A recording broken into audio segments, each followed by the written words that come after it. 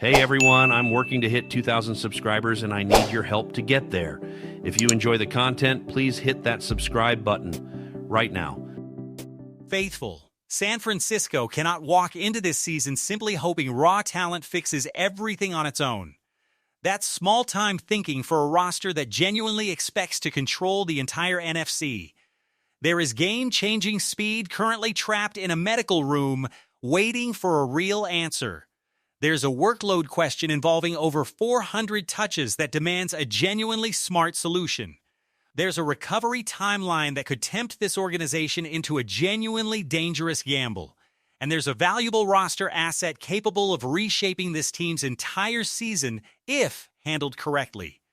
Today, we're judging every single one of these decisions by what they actually cost this team in explosiveness, health, depth, and ambition.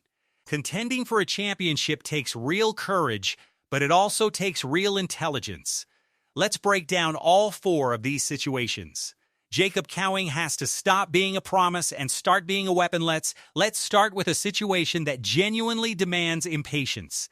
Jacob Cowing cannot keep being treated like the speedy prospect who always seems one single week away from finally breaking through. His last regular season catch came all the way back in 2024, a 41-yard gain against the Kansas City Chiefs. Since then, the 49ers have seen flashes, heard plenty of praise about his work ethic and dedication, and simply waited for his body to finally cooperate. Heading into this season, waiting is genuinely no longer good enough. Cowing has to actually get on the field and force Kyle Shanahan to bring back an element this offense has badly missed. And to be clear, the talent here is genuinely undeniable. Cowing has the acceleration to eat up real ground on intermediate routes, separate on deep crossing patterns, threaten the last line of a defense, and turn a routine short completion into a genuinely serious problem for opposing defenses. As a returner during his rookie season, he also showed that this coaching staff trusted him with the football in open space, including a 32-yard kickoff return and multiple double-digit punt returns. This isn't speed that only looks impressive on a workout sheet somewhere. This is a player capable of changing exactly how defensive backs position themselves before the ball is even snapped, and Brock Purdy has genuinely missed having that specific type of weapon available. Last season, 63% of Purdy's pass attempts traveled 10 yards or less through the air, a number that doesn't represent the kind of quarterback San Francisco actually wants trapped inside a purely short passing game. Back in 2023, Purdy attacked the intermediate area of the field on 27% of his total attempts. Last season, that number dropped down to just 21%. With Ricky Pearsall unavailable at times, and without receivers consistently forcing opposing cornerbacks to respect the deep ball, meaningful parts of this playbook genuinely lost their bite. Certain route concepts became considerably easier for defenders to anticipate since defenders could simply sit underneath and drive on those throws because almost nobody on the field was consistently making them pay for playing that aggressively. Jacob Cowing can genuinely punish that exact kind of behavior. During this offseason's OTAs, he got behind the secondary on multiple occasions. And even when the football isn't actually coming his way on a given play, his mere presence on the field stretches opposing coverage, opens up real space over the middle of the field, and gives Kyle Shanahan options that a genuine championship contender should never have to abandon. But here's where the real accountability comes in. Cowing still has 2 years remaining on his rookie contract.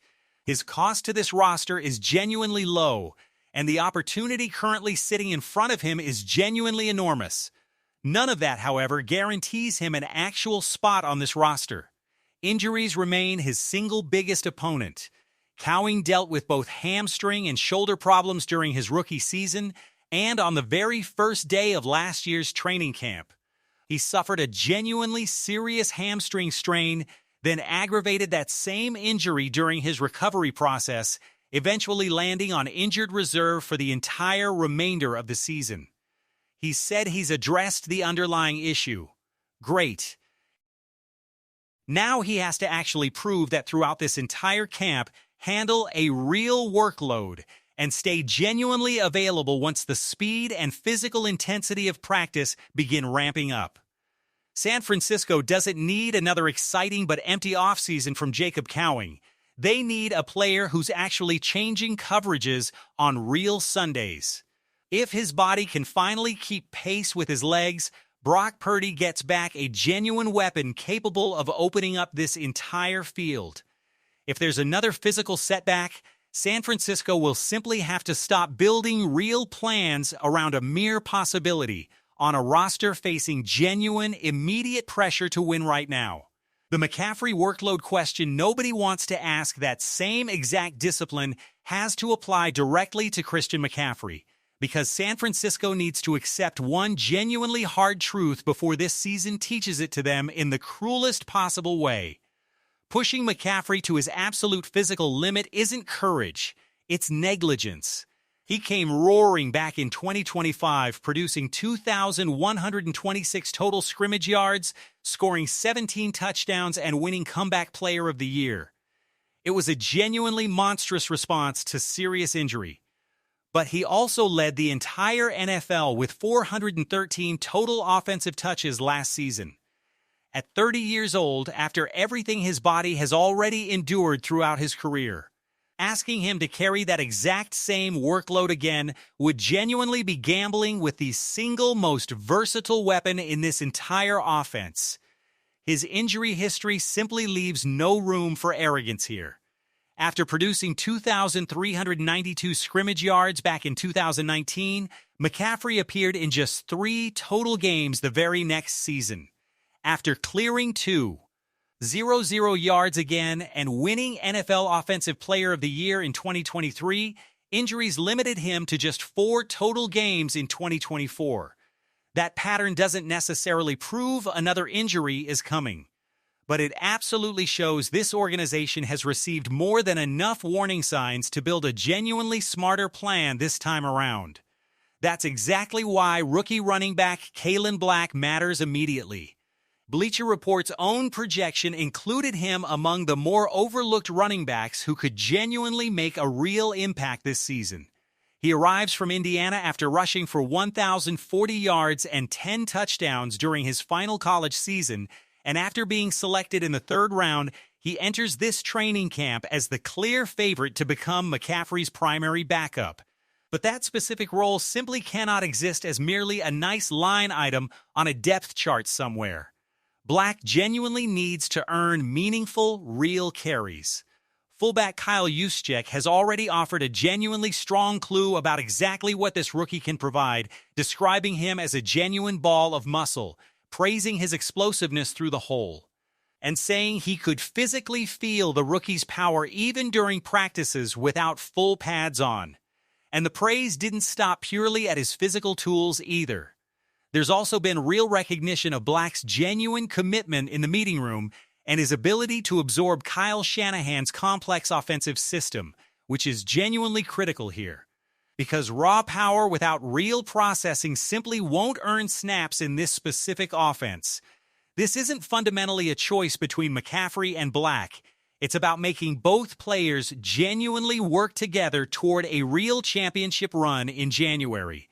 If this rookie can handle some of the most punishing, physically demanding carries, keep this running game genuinely physical, and prevent every single offensive series from depending entirely on number 23, the 49ers will actually be strengthening McCaffrey's overall impact, not diminishing his importance to this offense. The ideal scenario here isn't Black suddenly becoming the featured back because the starter went down with injury. It's Black genuinely developing his own game while McCaffrey simultaneously stays healthy throughout the year. San Francisco already knows exactly what happens when this offense loses that specific weapon. This organization doesn't need to test that same memory again. Black should genuinely earn a real role early in the season, even if McCaffrey looks completely unstoppable throughout September. A genuinely serious championship contender doesn't wait for an emergency before developing a real, viable alternative plan. It manages that workload proactively right now, so its single most dangerous offensive weapon can be fully unleashed once the season stops forgiving mistakes entirely. George Kittle's recovery is ahead of schedule, and that's exactly the problem. That same underlying discipline applies directly to George Kittle too, but the temptation here is honestly even stronger. When he tore his Achilles back in January, the reasonable expectation was that he'd miss roughly the first 2 months of this regular season. Now, according to Vic Tafur, his recovery has genuinely progressed so well that an actual Week 1 return has entered real conversation. That's genuinely incredible news on its own. It's also exactly the moment this organization needs to be even stronger and more disciplined than the player himself. Kittle is 32 years old, plays every single snap like someone personally insulted the entire Bay Area, and has never exactly been known for easily accepting physical limitations. That level of relentless commitment has said the original internal conversations pointed toward a realistic return sometime in November, but he now believes Kittle has a genuinely legitimate chance to actually play in that Week 1 opener all the way in Australia. Kittle is reportedly already running up to 16 miles per hour, and he's added cutting drills and single-leg box jumps into his training regimen. Those are genuinely outstanding signs a little more than 6 months removed from a torn Achilles. But they still can't fully reproduce the genuine chaos of an actual live NFL game. And the trip to Australia specifically complicates this entire situation further, given the long flight, the major disruption to his normal routine, and the natural pressure to turn a season opener into a genuine spectacle moment. But San Francisco isn't trying to win some medical headline in September. This team needs George Kittle blocking, breaking tackles, and destroying opposing coverages once the NFC is demanding absolutely everything from the team still standing deep into the season. If the actual medical imaging, the genuine strength in his leg, and his complete progression through real practice reps all show that he's truly ready, nobody should hold him back purely out of fear. But if there's any genuine shortcut being taken in his preparation, the answer has to be a firm no, with zero room for negotiation. This organization has already witnessed firsthand exactly what happens when a genuine warrior tries to protect one existing injury and ends up creating an entirely new one in the process. Mac Jones. Don't mistake activity for progress finally. This conversation reaches Mac Jones, and the worst possible mistake John Lynch could make here is mistaking simple movement for genuine progress.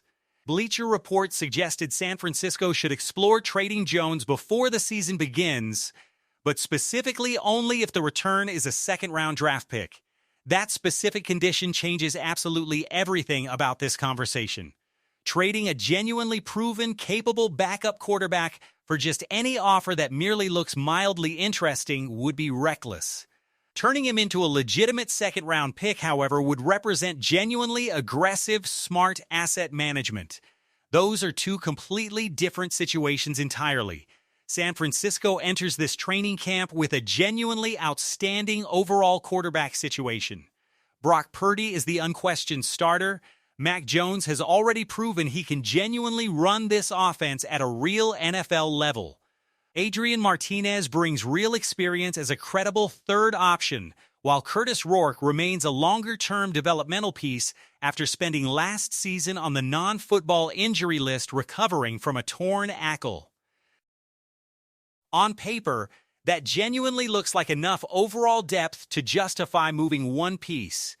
But last season demonstrated exactly how quickly that specific argument can completely collapse in a single afternoon. Purdy missed 8 total games.